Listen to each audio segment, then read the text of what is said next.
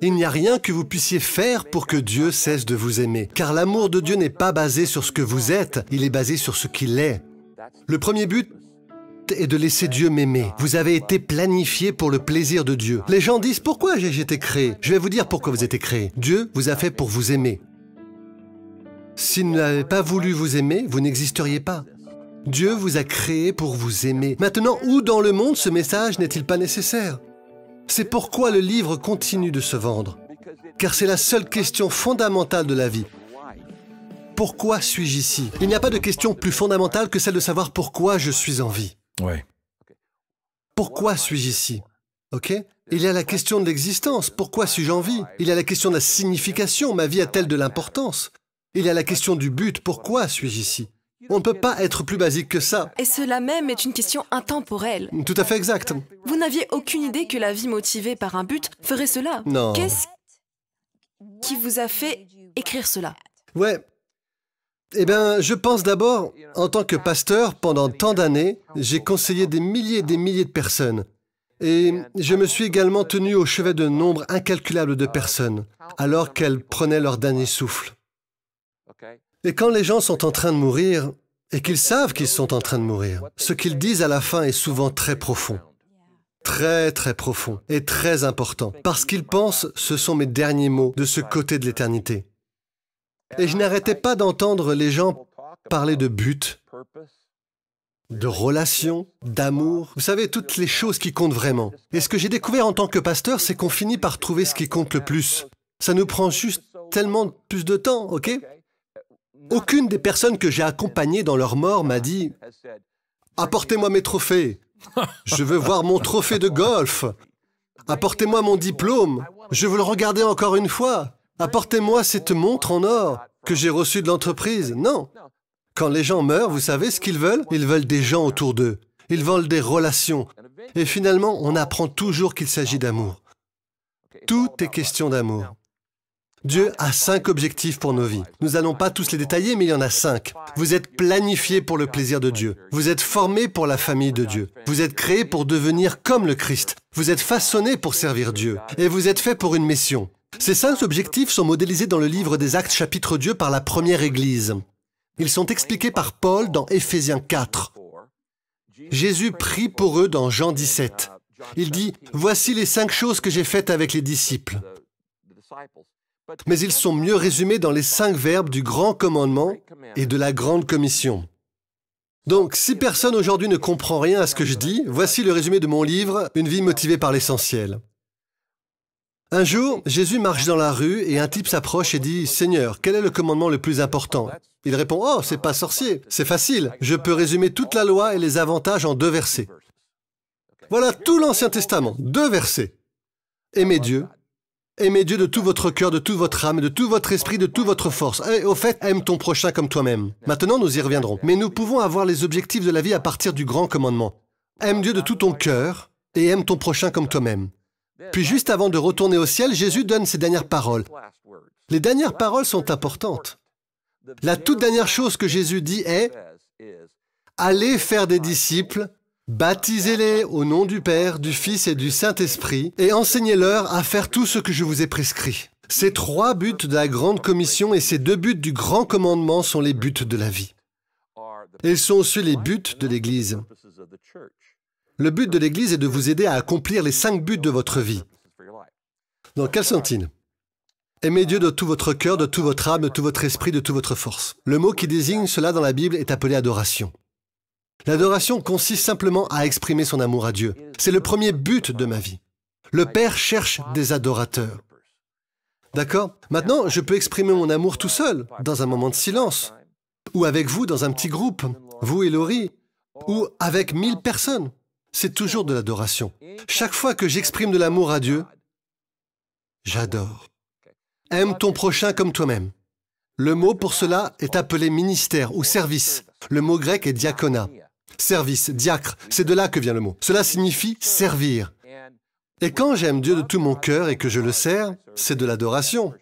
Quand j'aime les autres de tout mon cœur et que je les sers, c'est le service ou le ministère. L'adoration et le ministère nous viennent donc du grand commandement. Et dans la grande commission, il est dit « Allez faire des disciples ». Ça, c'est l'évangélisation. Nous devons annoncer la bonne nouvelle aux autres, nous devons la transmettre. C'est la seule raison pour laquelle je suis sauvé, c'est que quelqu'un me l'a dit. Donc quelqu'un me l'a dit, alors je suis censé le dire aussi aux autres. Et puis il est dit, apprenez-leur à faire tout ce que je vous ai dit. C'est le discipulat. C'est un autre but dans ma vie, grandir dans le Christ. Et puis au milieu, il est dit, à propos, baptise-les. Qu'est-ce que c'est? Le baptême est le symbole que tu fais partie d'une famille.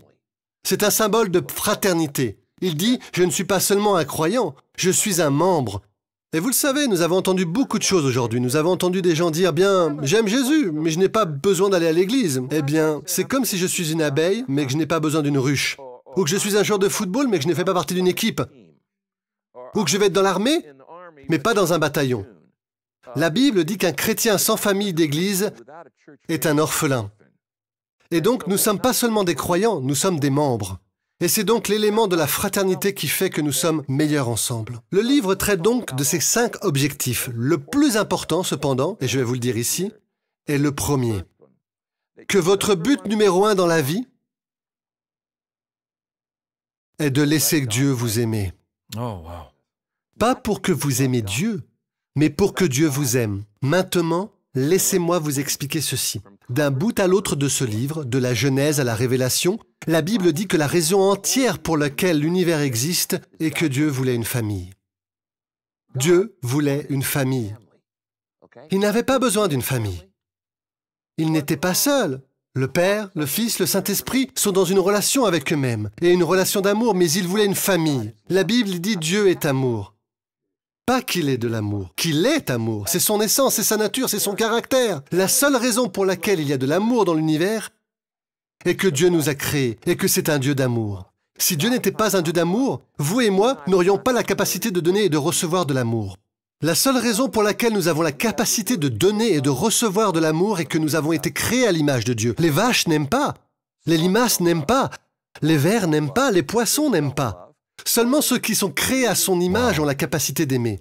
Maintenant, la Bible dit que Dieu est amour. Si j'ai tout cet amour et que je ne le dispense pas à quelque chose, à une personne, un animal de compagnie, quelque chose, à quoi sert l'amour? Dieu voulait montrer son amour. Et donc il a créé l'univers. Et il a créé cet univers, juste créé cette galaxie, juste créé cette planète. Juste pour qu'elle soit sur l'axe et qu'à 1 degré près, on brûle et à l'autre degré, on gèle. C'est juste parfaitement conçu pour la vie humaine, pour créer la race humaine, pour qu'il puisse créer Matt et Laurie, pour qu'ils puissent vous aimer. C'est magnifique. Donc, pour ceux qui écoutent, vous devez réaliser que si Dieu a accordé autant d'attention à l'univers entier qu'il a créé, c'est parce qu'il voulait vous créer afin qu'il puisse vous aimer. Si Dieu vous aime et que je m'aime, mais que je ne l'aime pas, quel est votre problème? En d'autres termes, je n'ai pas besoin de votre approbation pour être heureux. Vous comprenez ce que je veux dire? Si je suis aimé par le Père... Ok, donc, quel genre d'amour Dieu a-t-il? Eh bien, c'est inconditionnel. Dieu vous aime dans vos bons jours et dans vos mauvais jours. Il vous aime quand vous le sentez et même quand vous ne le sentez pas. Il vous aime même quand vous pensez que vous ne le méritiez pas. Vous ne pouvez pas faire en sorte que Dieu cesse de vous aimer. Vous pouvez essayer, mais vous échouerez. Il n'y a rien que vous puissiez faire pour que Dieu cesse de vous aimer, parce que l'amour de Dieu n'est pas basé sur ce que vous êtes, il est basé sur ce qu'il est.